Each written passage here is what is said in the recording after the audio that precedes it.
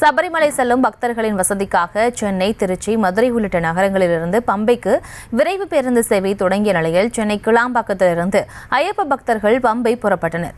இதுகுறித்த கூடுதல் விவரங்களோடு இணைகிறார் எமது செய்தியாளர் கந்தன். வணக்கம். மேலும் விவரங்களை வழங்கலாம். பிரியங்கா, வணக்கம். ஐயப்ப பக்தர்கள் வசதிக்காக முதல் முறையாக பம்பையிலிருந்து கிளாம்பாக்கத்திற்கும் அதே போன்று கிளாம்பாக்கத்திலிருந்து பம்பைக்கும் சிறப்பு பேருந்துகள் இயக்கப்பட்டுள்ளன. குறிப்பாக மண்டல பூஜைக்காக சபரிமலை ஐயப்பன் கோயில் நேற்று தினமே திறக்கப்பட்டது. சபரிமலை செல்ல பக்தர்களின் வசதிக்காக ஆண்டுதோறும் தமிழகத்தின் முக்கிய நகரங்களிலிருந்து அரசு விரைவு போக்குவரத்து சார்பில் இயக்கப்பட்டு வருகிறது.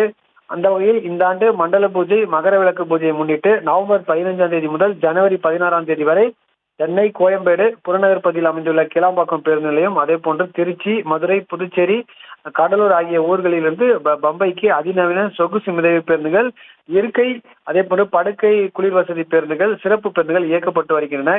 இந்நிலையில் சென்னை, கோயம்பேடு, கிளாம்பாக்கத்திலிருந்து பம்பைக்கு சிறப்பு பேருந்துகள் இயக்கப்பட்டன.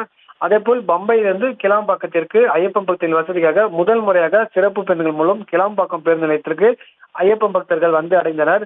இது குறித்து அந்த ஐயப்ப பக்தர்கள் கூறும்போது, முதல் முறையாக அனைத்து வசதிகளுடன் சிறப்பு பேருந்துகள் இயக்கப்பட்டதால் மிகுந்த மகிழ்ச்சி அடைந்ததாகவும், அதே நேரத்தில் குறிப்பிட்ட நேரத்திற்கு இயக்கப்படுவதுடன் குறுகிய நேரத்திற்கு சென்னைக்கு வந்துள்ளோம் என தெரிவித்துள்ளனர். இங்கிருந்து ஐயப்ப பக்தர்கள் புறநகரிலிருந்து மாநில பேருந்துகளும் தங்கள் ஊருக்கு செல்வதாகவும் தெரிவித்துள்ளனர். பிரியங்கா, விவரங்களுக்கு நன்றி கந்தன். செய்திகளை உடனுக்குடனும் துல்லியமாகவும் தெரிந்து கொள்ள சப்ஸ்கிரைப் பண்ணுங்க.